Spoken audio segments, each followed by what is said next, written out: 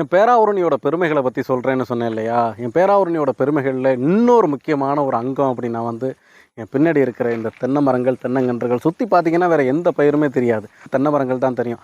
ஏன்னு சொன்னீங்கன்னா, எங்கள் ஊரில் விவசாயிகளோட வாழ்வாதாரம் தென்னை மரம் மட்டும்தான். தமிழ்நாட்டிலே 2வது தென்னை விவசாய பூமி, மிகப்பெரிய பொள்ளாச்சிக்கு அடுத்தபடியாக. பொள்ளாச்சி எவ்வளோ தென்னை மரங்கள் இருக்குது, அதற்கு அடுத்தபடியாக கன்னியாகுமரியை சொல்லுவாங்க. அது என்னமோ உண்மையோ தெரியாது. என் ஊரில் எங்கே வந்து பார்த்தாலும், இப்போ நான் நிற்கிறது பைங்கால் வேம்பங்குடி அப்படிங்கிற ஒரு ஏரியா. இந்த ஏரியாவில் நீங்கள் பார்த்தீங்க அப்படின்னா சுற்றி வெறும் தென்னை மரங்கள் மட்டும்தான்.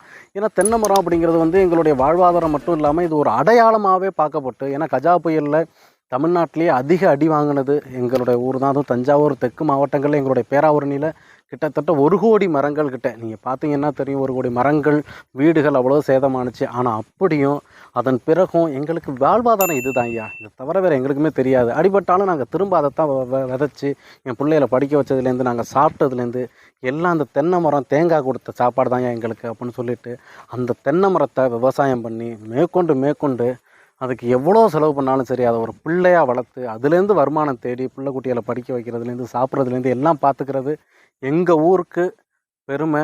இதை உங்ககிட்ட எடுத்து சொல்கிறது எனக்கு பெருமை.